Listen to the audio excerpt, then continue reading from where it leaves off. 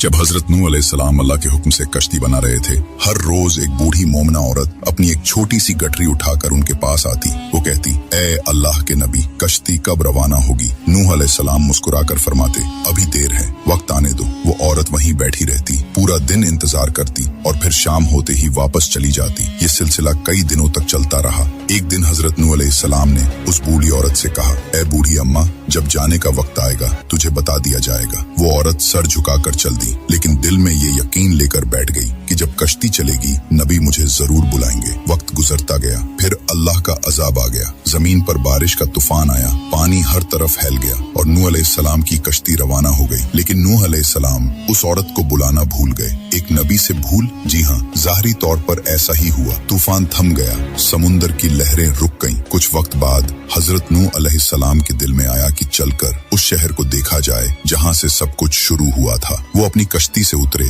और शहर की तरफ चले। जब शहर पहुंचे तो देखा हर तरफ वीरानी थी, तबाही थी, मगर एक कोने में एक झोपड़ी से रोशनी आ रही थी। एक दिया जल रहा था। नूह अलैहिस्सलाम हैरान हुए, इतना बड़ा तूफान आया, सब कुछ डूब गया, लेकिन ये दिया कैसे जल रहा है? उन्होंने जोर से अल्लाहू अकबर की तकबीर लगाई। झोपड़ी का पर्दा उठा। वही बूढ़ी औरत गठरी उठाए बाहर आई और बड़ी मासूमियत से बोली, या नबी अल्लाह, क्या कश्ती अब तैयार है? चलें। नूह अलैहिस्सलाम की आंखें हैरत से फैल गईं। उन्होंने कहा, ए बूढ़ी अम्मा, तुझे कुछ भी पता नहीं चला? बूढ़ी औरत ने सादा दिली से जवाब दिया, क्या नहीं पता चला या नबी अल्लाह? नूह अलैहिस्सलाम बोले, इतना बड़ा तूफान आया, दुनिया डूब गई, बारिशें बरसी, लोगों पर अजाब आ गया और तुझे कुछ खबर नहीं? वो औरत बड़ी सादगी से बोली, या नबी अल्लाह, एक दिन बादल कुछ गरजे थे और हल्की सी फुहार पड़ी थी बस। नूह अलैहिस्सलाम ने आसमान की तरफ देखा और कहा, ए मेरे रब, ये क्या माजरा है? तब अल्लाह ताला ने हजरत नूह अलैहिस्सलाम पर वही नाजिल फरमाई, ए मेरे प्यारे नबी,